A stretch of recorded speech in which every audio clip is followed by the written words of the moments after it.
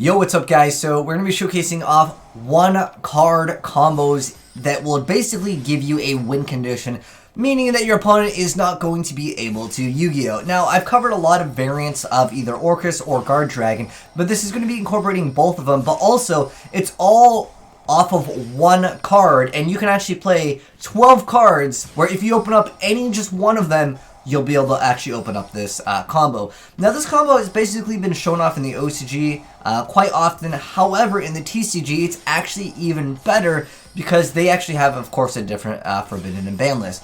But in this instance, over here, we're going to be showcasing up the basic standard board, although there are 9 extra cards that you can actually utilize that will give you extra negation. So basically the whole goal of this deck and what you're going to be opening up with, you don't even have to go for Dingirsu. You can actually leave that Longirsu and then actually disrupt your opponent even further if you wanted to go for some other combos here. But basically the whole idea is your opponent cannot play spells and traps. You can bounce back a card. You also happen to have the Crescendo to stop anything else.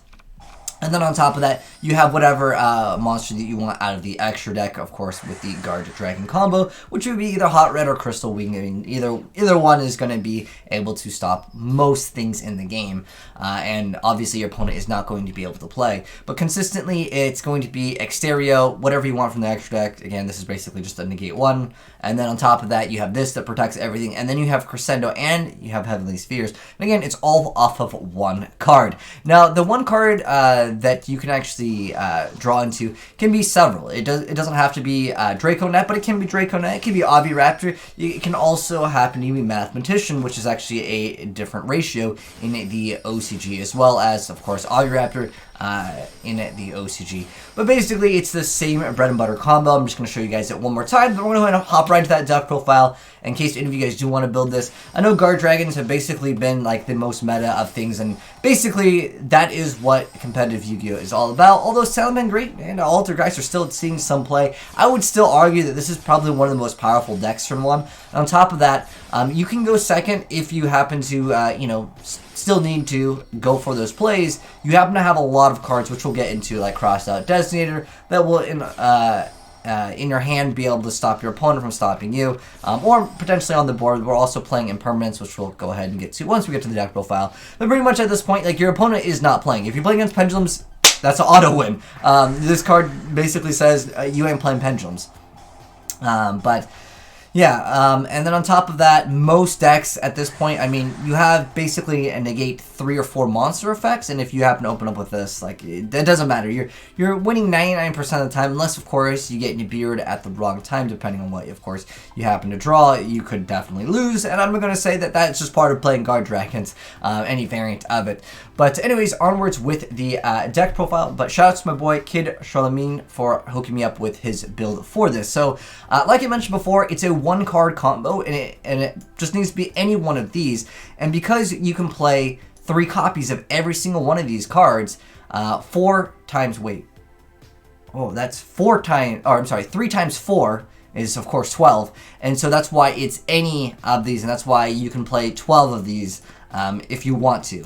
12 copies of any one card is going to go ahead and let you pull off that win condition. And then, like I mentioned before, there are technically 9 cards that can stop your opponent from stopping your plays. Now, this one is more so if you are going second in permanence, but for the most part, if you are going turn 1, you're really looking at these 3 cards. We're playing 3 copies of each, so you can have more consistency to pull off your combo, because you're going to open up more than likely with 1 out of the 12 cards. In this case, we're playing a total of 11, but again, if you really wanted to, you could max it out.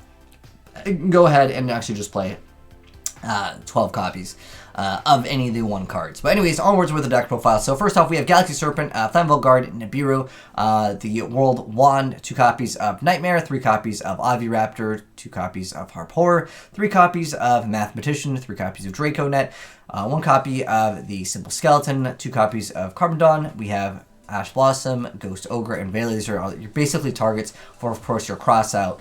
And then we have the Cyberstein, World Chalice Guard Dragon, the Brotor, which is going to search out your Cyberstein. And we have 3 copies of the Ancient and the Ascended. This is a card that was technically searchable. Like, when I was playing my Chaos Dragon deck, I mentioned how cool this was, because you can actually search this off with, of course, the Eclipse. And then We happen to have Fossil Dig at 2, and like I said, you play 3 if you want to. Then we have 3 copies of Called by the Grave, 3 copies of Crossout Designator, 1 copy of World Legacy Guard Dragon, and then Impermanence, and of course the Crescendo for the extra deck. Then more cards: Xerio, Crystal Wing, Ib, Dingirsu, and then well, it doesn't really matter which one of the nightmares that you're playing, but you'll want these. Well, pretty much you need everything. The only card that I could say is like really optional is whatever other nightmare that you don't want to play. If you want to go ahead and swap it out for something else, and then Moral Sword. So these ones are technically optional, but for the most part, you want to have, of course, Xerio, Crystal Wing, Pisty, Elfie, Agarpain, Ib, and we got Heavenly Spheres, Dingirsu, Mermaid, Phoenix, and then we've got Galatea, Lungursu, and of course, sorry, you just summoned, of course, our big boy that's going to bring out the no pendulums at play at all, or I guess if you're playing technically against the Paleozoic, which I haven't seen too much of within the past couple weeks. But anyways, yeah, that is indeed the deck profile. In case any of you guys want a 1-card GG, no re, you're an opponent, this is definitely a build for you. But anyways, thanks for watching, guys. Hopefully you enjoyed the video. If you did, drop a like on it. If you're new, hit the subscribe button, turn on the bell if you want to see more crazy 1-card combo. It's basically an instant win against, I would say, most of the duels. Because again, remember, you have 9 copies of cards that can just disrupt your opponent if they were to actually use a hand trap on you. But anyways, thanks for watching, guys. And if you guys want to send me any more replays of crazy combos, feel free to do so at AzneyesReplays@gmail.com. Thanks for watching, and peace.